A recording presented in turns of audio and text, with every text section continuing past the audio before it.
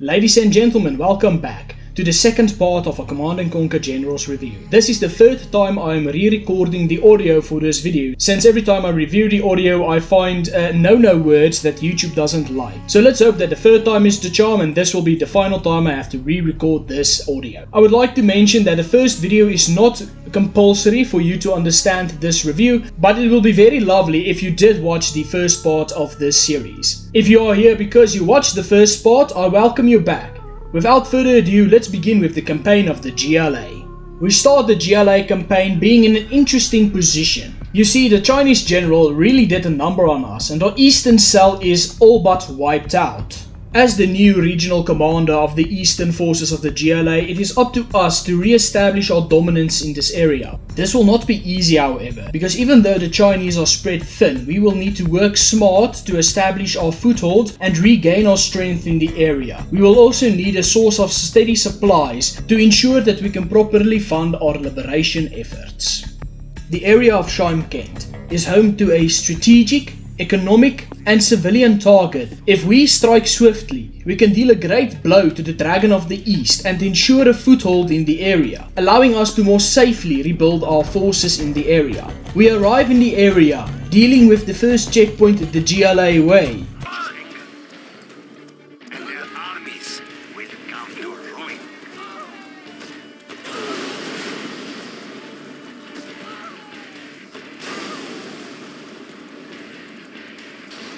We are a lot of things, but being late on deliveries isn't one of them. The rest of the Chinese buildings are easily dealt with, and as we celebrate, we move to our hidden base in the mountains. It is now that our target is revealed, the dam. Destroying this dam will not only deal physical harm to the Chinese, but also decrease the morale of the troops in the area, allowing us to more safely rebuild our GLA cell in the east. Once we've rendezvoused with our base in the hills, we can now look at what we have to work with. As always, we will start with the general abilities. Technical training, which allows our technicals to be trained with 1 veterancy, and mobile repair, which just like the Chinese, is an ability where we can mobily repair our tanks. And this isn't the only similarity we have to the Chinese. We also have a command center, which we need to use these abilities. Our command center is also where we train our main builders and mine detectors, which are our workers. Now our workers do all of the hard labor for the GLA forces, meaning they do not only build buildings and detect mines, but they also carry our supplies to our supply stash, which is our second building. If the command center didn't house our general abilities, the supply stash is the only building we would need, since the supply stash can also train workers. But what is an army without men? And it is here that we move over to the barracks. The barracks is where we train our infantry. Our infantry consists of the rebel, which is the equivalent of the Red Guard from the Chinese, our main anti-infantry unit that can also capture buildings. Alongside the rebel, we also have the RPG trooper, which is our main anti-tank infantry unit. And of course, the capture building upgrade.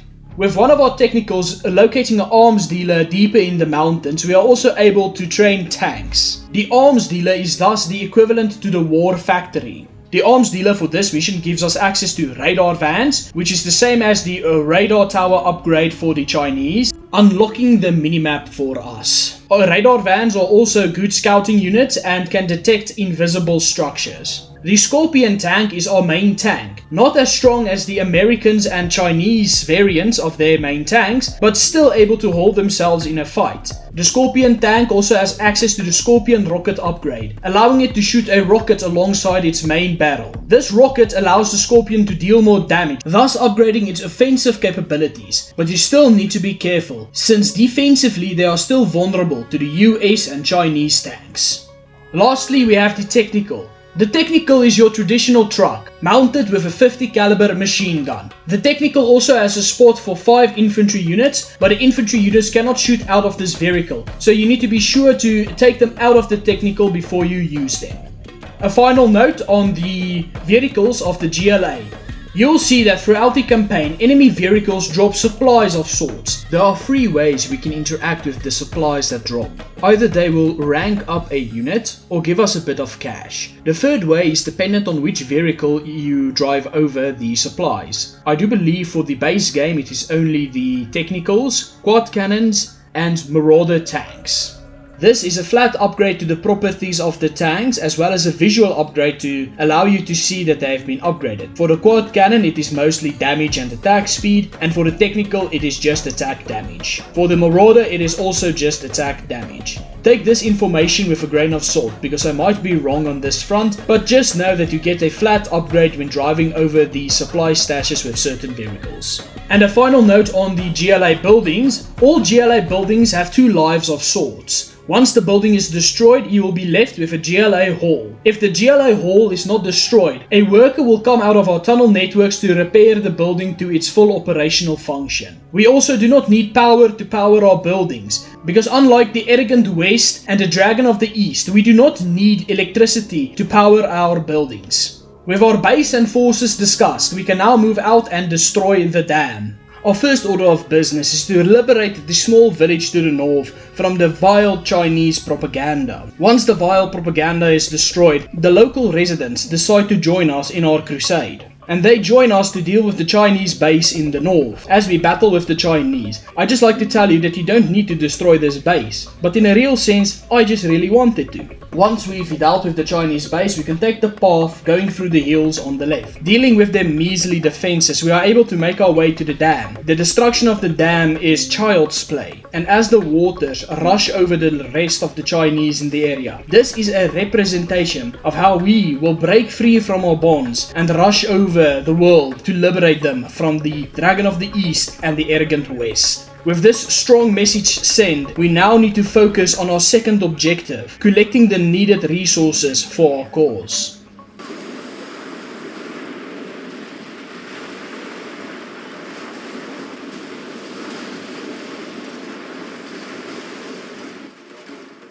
We've located a suitable location for us to gain these resources. In Altony, the United Nations is handing out food and supplies to the locals. The locals, however, do not know how to use this food and supplies properly, so we will take on the role of Robin Hood, stealing from both the rich and the poor and keeping everything for ourselves, since we know how to use these resources properly. But the UN doesn't like this idea, so we need to be smart about this. Waiting for them to give out the freebies, we strike once they left. And we will do the same for every food delivery.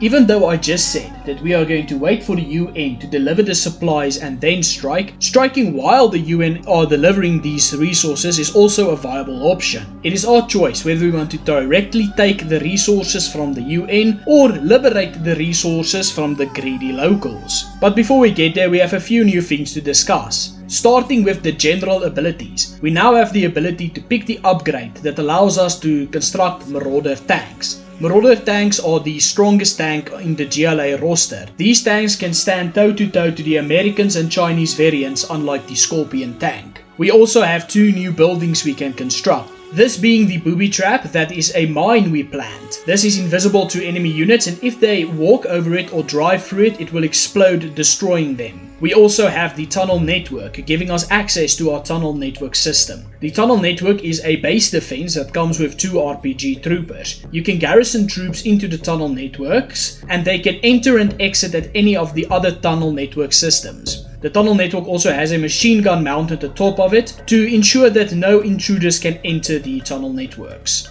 And while I was discussing these new features, our spies informed me that the locals are stealing our supplies. Are taking our supplies. We must stop them, General. This cannot stand, and I would like you that what you are about to see is morally correct, since they do not know how to use these supplies, but we do. Like sowing scoop. Those civilians were unarmed. While we collect resources, something interesting happens. Unlike in real life, the UN in the game realizes that their resources are not being given to the locals but are being repossessed. And they run towards America to help them airdrop the resources now. So if the Americans carrying our resources in the air, what are we to do? Well, that is simple. We are given access to the quad cannons, our main anti-air vehicle, and they are excellent against infantry on the ground. This will allow us to shoot the American planes out of the sky and collecting the resources. Plus, this plan of the UN does not stop us from repossessing the resources they already gave out to the villagers. And we discovered a distribution site we can raid for even more UN resources. So, their plan didn't even put a band-aid on their problem. With us almost being complete with gathering the needed resources, the UN and the Americans try one last desperate attempt to stop us. They send a US strike force to deal with us. This is not enough since we intercept them before they can set up their base. And destroying this strike force secures the area of Altony for us. With these resources secured, we can now look to our third problem, getting new recruits for the GLA. I would like to welcome you to the city of Astana. It is here that we will be able to gather our prospective recruits. And not to brag, but we'll be able to make a bit of cash along the way as well. But why here in Astana? Wouldn't any city suffice for us to gather recruits and earn a bit of cash? Well, yes, but here in Astana there are already people peacefully protesting, and we can take advantage of this by helping them peacefully protest and make their voices heard against the tyrannical Chinese. The Chinese has even gone so far as to calling the United States to aid them into stopping these peaceful protests. So all we have to do is facilitate these people so that they can make their voices heard. The only catch is that at the end of the day they will join us, and all of the supplies they gather also belongs to us. Not a bad deal if you ask me. So, while we allow them to peacefully protest in the streets, let us discuss what is the new upgrades for this mission.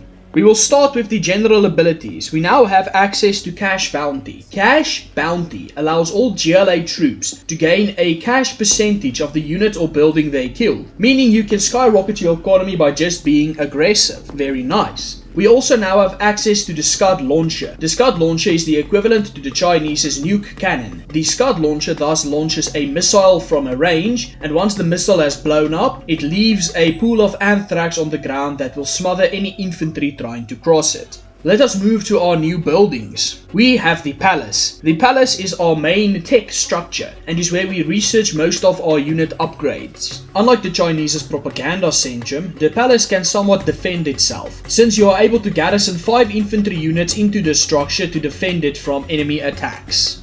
The two upgrades we have access to this mission is Arm Mob, which gives our peaceful protesters AK-47s for self-defense. We also have Toxin Shells that laces all of our tanks' tank shells with anthrax, meaning our Scorpion and Marauder tanks can now also take care of infantry with their Toxin Shells. Speaking of tanks, let's look at the two new tanks. We have the Rocket Buggy, which just like the Scud Launcher, shoots missiles from afar. Only the Rocket Buggy shoots more missiles, smaller missiles, and does not lace its missiles with anthrax. It is excellent against base defenses and shooting vehicles from afar. But be careful, they have little health, meaning they will be easily destroyed if the enemy gets in range. We also have the Toxin Tractor, which is the equivalent to the Dragon Tank. But instead of spewing napalm, the Toxin Tractor spews toxins or anthrax. This is devastating against infantry and can clear occupied buildings extremely quickly. It also has the ability to make a toxin pool in a radius around itself that is an infantry denial zone.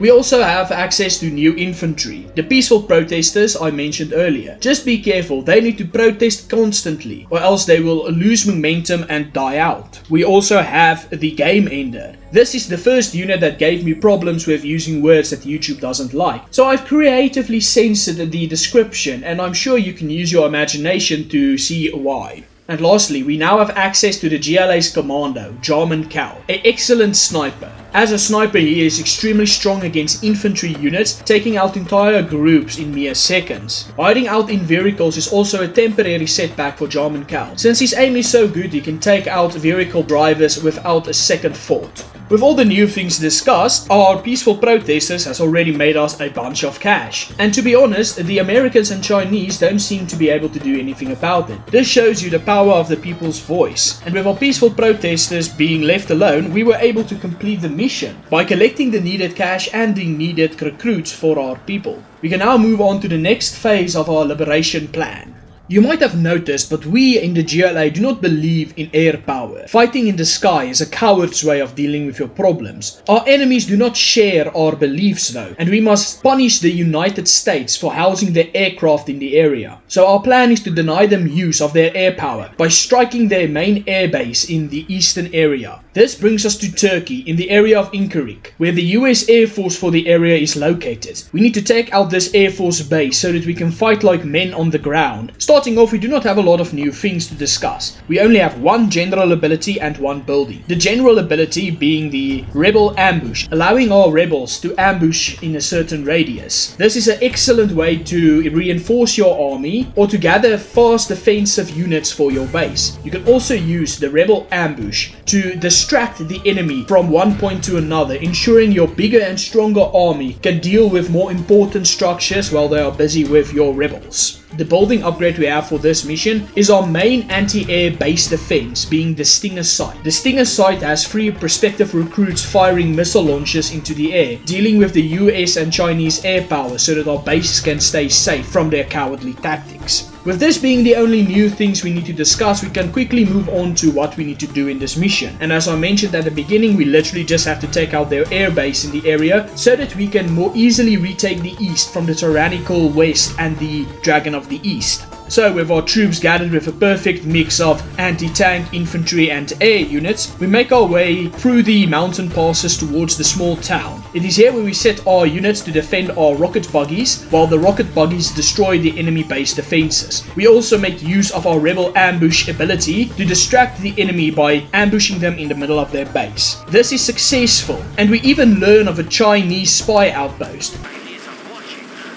Let's give them a good show, so that they can see we are not playing around. Our mission is thus successful since the United States fall for our tactics, and we are able to take out their cowardly Air Force base. With this air base destroyed, we can now move to secure more potent weapons for our cause. The perfect weapons for us are located in the Arad Sea, where the Americans are disposing of toxins irresponsibly. We know that they cannot be trusted with these toxins, so we will do the world a favor and take it from them. But as we move in to capture these toxin facilities, the Americans' commando, Colonel Burton, once again show us why they cannot be trusted with these toxins.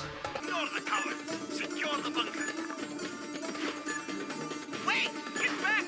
The Americans set a bomb! It burns! Get it off me! Ah!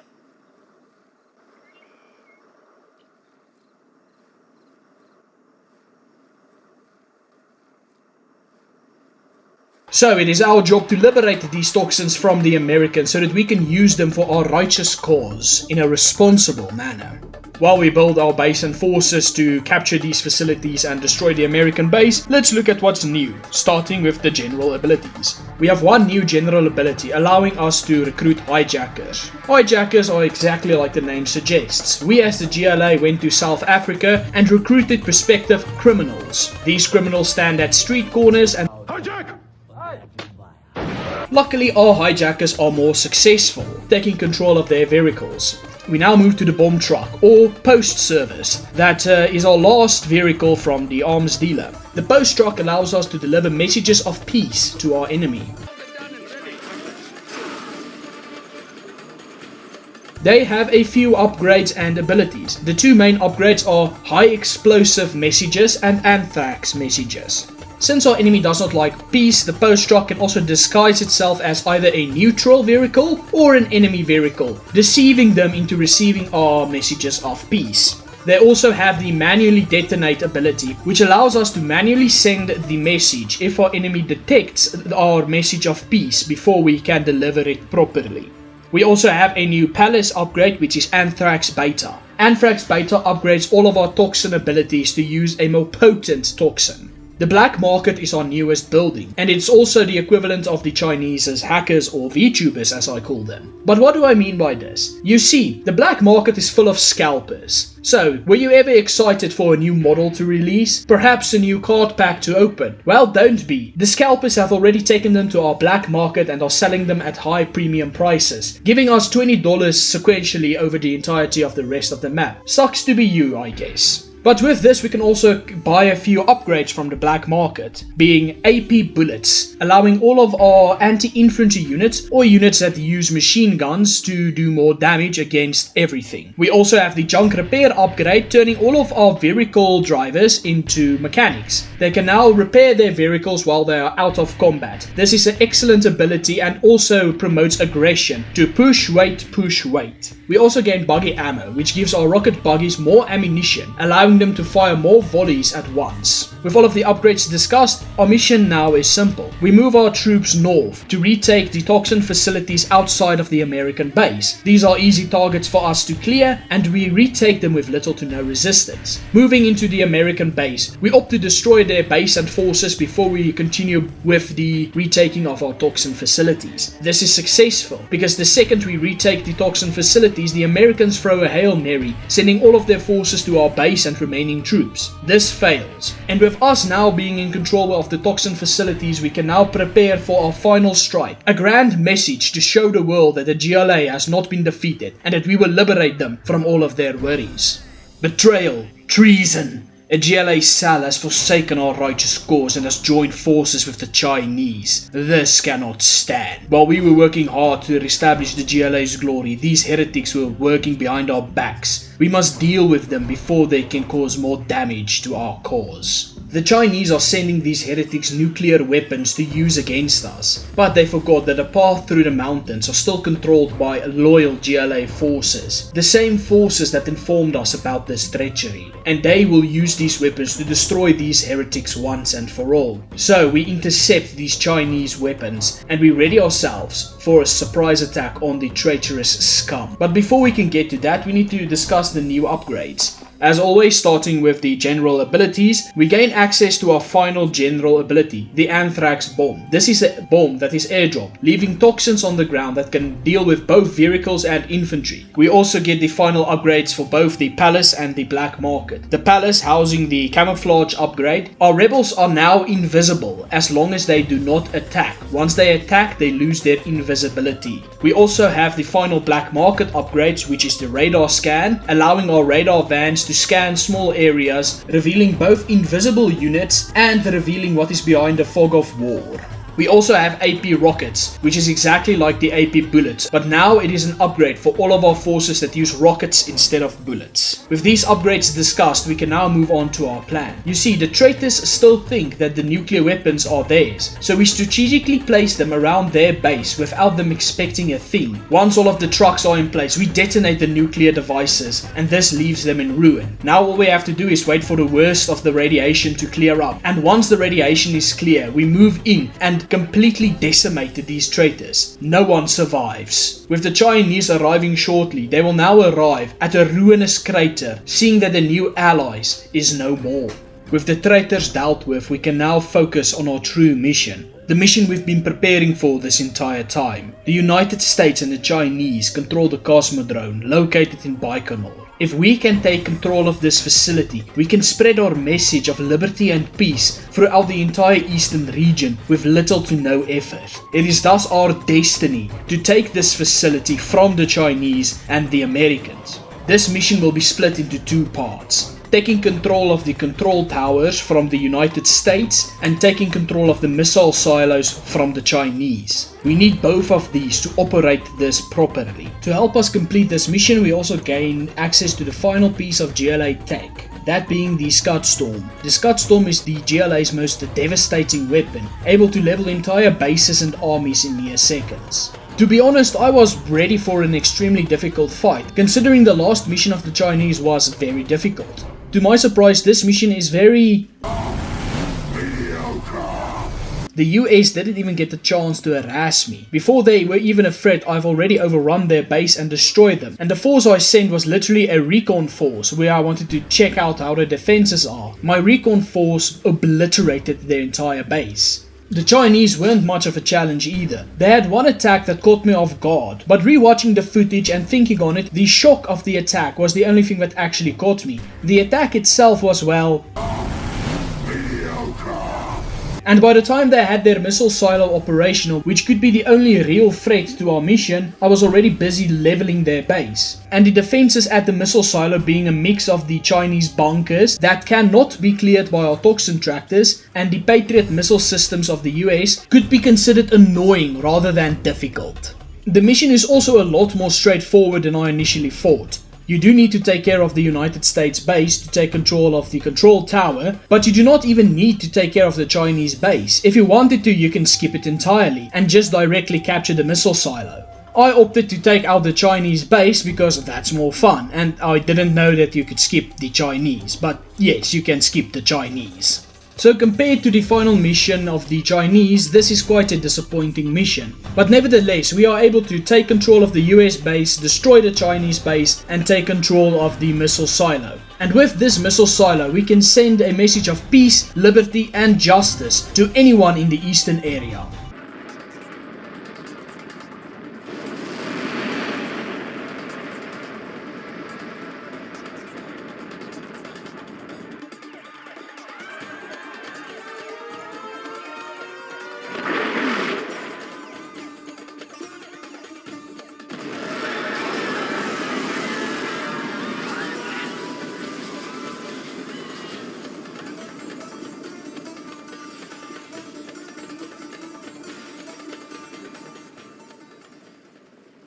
Ladies and gentlemen, this is the end of the GLA campaign. Now, unless you've not been listening to what I've said, or you are some sort of pirate enthusiast, you would have realized that the GLA are not the good guys. They are in fact the bad guys. The best word to describe them is that unit I censored back in Mission 3, which I'm not allowed to say out loud. The GLA is also the most unique faction between the United States and the Chinese, since they do not have an airfield, and air power for that matter, nor do they use power to power their buildings. All of their buildings also have second lives, protecting them from super weapon strike, especially when we look at the Chinese nuclear missiles. Meaning you need to be very careful how you engage the GLA. The GLA playstyle also focuses on pure aggression. Aggression is incentivized and rewarded, and more often than not when you are playing passively as the GLA, you are not rewarded. In fact, it is a hindrance towards your progress. In the end, the GLA is not my favorite faction. My favorite faction happens to be the one we are going to discuss next. But that does not take away from the uniqueness of the GLA. The GLA is a compelling faction with an excellent campaign, and it is eerily similar to what we have in that area where the campaign takes place throughout the 2000s. That's also why I think this faction is the reason why no one would have the guts to make a game like this playing off in modern times with modern enemies. Since AAA gaming studios will not be able to display it properly, or they'll find something offensive about it, but we can go into details with that in another video. For now, I hope you enjoyed the GLA review and that you will stick with me for the final one of Command & Conquer Generals. Once we've completed part 3, we will move on to the expansion, which is Command & Conquer 0 Hour, but I'm getting ahead of myself once again. Next time we'll be taking a look at the ones that eventually defeat the GLA, the USA. But until then, I hope you enjoyed the video. Leave a like if you did, consider subscribing, and I'll see you in the next one.